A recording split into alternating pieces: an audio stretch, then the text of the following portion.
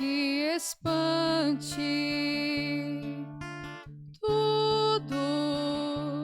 Tudo passa. Só Deus não muda. A paciência tudo alcança. Nada te falta com Deus no coração. Só Deus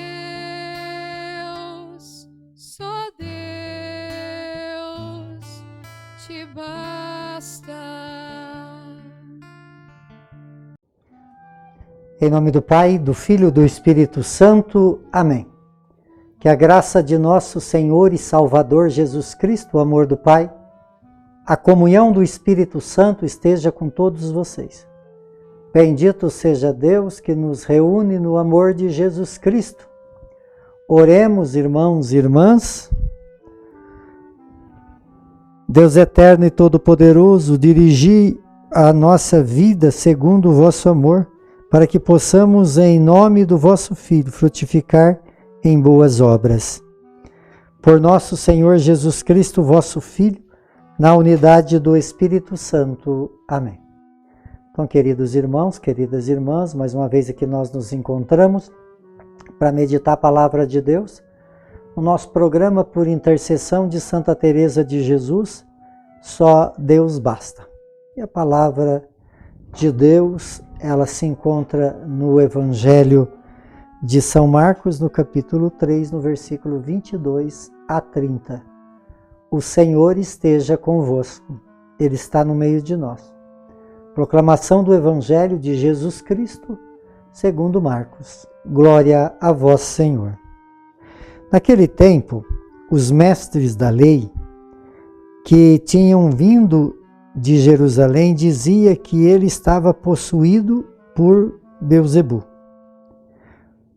e que pelos príncipes dos demônios ele expulsava os demônios. Então Jesus o chamou e falou-lhe em parábola: como é que Satanás pode expulsar a Satanás? Se um reino se divide contra si mesmo, ele não poderá manter-se. Se uma família se divide contra si mesmo, ela não poderá manter-se. Assim, se Satanás se levanta contra si mesmo, se divide, não poderá sobreviver, mas será destruído. Ninguém pode entrar na casa de um homem forte para roubar os seus bens, sem antes o amarrar, só depois poderá saquear sua casa. Em verdade eu vos digo, tudo será perdoado aos homens, todos os pecados, como qualquer blasfema que tiver dito. Mas quem blasfemar contra o Espírito nunca será perdoado, mas será culpado de um pecado eterno. Jesus falou isso porque dizia: ele está possuído por um espírito mau. Palavra da salvação. Glória a vós, Senhor. Então, queridos irmãos e irmãs, nessa segunda-feira dessa terceira semana do tempo comum, e a liturgia, ela vem nos falando de uma forma bem pesada, né? De uma forma dos mestres da lei criticando Jesus, de uma forma até incompreensível. Porque Jesus, ele, ao passar pela água do batismo, ele começou a sua vida pública muito intensa.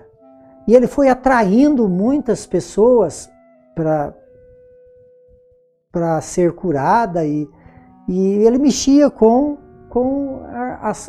a condição do povo ali que tinha necessidade, e Jesus operava grandes obras, grandes coisas. E esses mestres da lei, eles conhecedores dos conceitos religiosos, e eles não conseguiam compreender que aquela atitude de Jesus, aquela ação de Jesus, era uma ação divina e poderosa, transformadora, porque eles conheciam todas as profecias e sabia que ia vir esse Messias, e estava bem claro que era Jesus e toda a sua obra, e Pedro e João tinha falado. Então eles que tinham lá um conhecimento, eles que tinham uma condição superior, eles deviam estar bem a par, né? E eles falam dessa forma tão radical e com tantas inverdades que é incompreensível, na verdade. E o que assim me encanta é que Jesus, ele responde ainda, né? Ele ainda responde com essa parábola. E aí ele explica como que vai o mal, ele vai expulsar o mal, né? Como que aquilo que está dividido vai conseguir algum objetivo. Então Jesus ainda dá lá as suas explicações por um amor muito grande, por uma bondade muito grande. Mas imagino que aí Jesus fala que o que não vai ser perdoado, todos os pecados vai ser perdoado, né? Porque Jesus é misericordioso. Jesus, ele é bondoso, ele veio para curar, libertar e perdoar. O grande sentido da nossa existência humana é a nossa fragilidade. E Jesus veio trazer para nós essa condição de libertação exatamente na sua misericórdia, por ele olhar para nossas misérias que ele veio ao mundo para trazer a salvação. E aí ele explica bem claro para esses mestres da lei que todo o pecado vai ser perdoado. Mesmo essas ignorâncias, né, religiosas, vai ser perdoado. Mas o pecado contra o Espírito não será perdoado. Quer dizer, o que é esse pecado contra o Espírito? Na verdade, é não aceitar. Quem é Jesus? Jesus é o Cordeiro de Deus. É aquele que tira o pecado do mundo. Ficou muito claro para todos. João falou isso com muita autoridade. E aí, se você olha para aquele que é o Cordeiro de Deus, aquele que veio tirar o pecado do mundo e falar que ele é um demônio, quer dizer, é não aceitar Jesus como Senhor. Então, se eu não aceito Jesus como Senhor, não tem perdão. Por que eles faziam isso? Eu imagino assim, porque Jesus, aquelas pessoas que eram enfermas, doentes, leprosos, eles não podiam ser tocados, porque quem tocasse no leproso se tornava também impuro.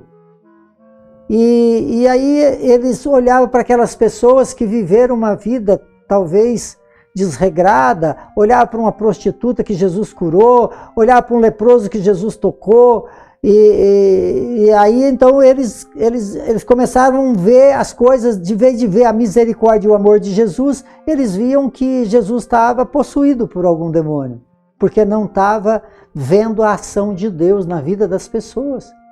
Nós também temos que tomar cuidado com isso, porque muitas vezes nós olhamos para as pessoas, porque ela tem um histórico de pecado, que talvez se tornou público, e ela pode ter mudado de vida e a gente ainda está julgando.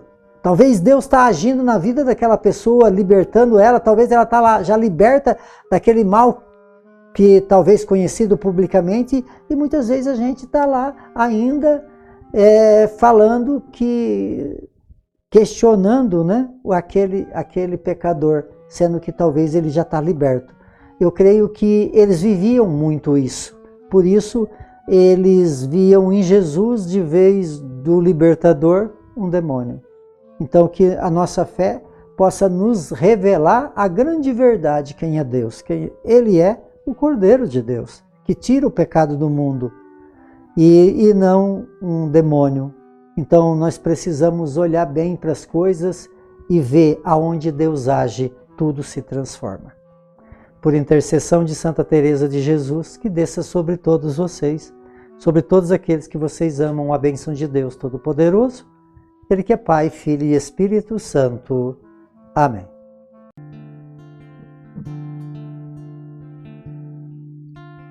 Nada te perturbe, nada espante.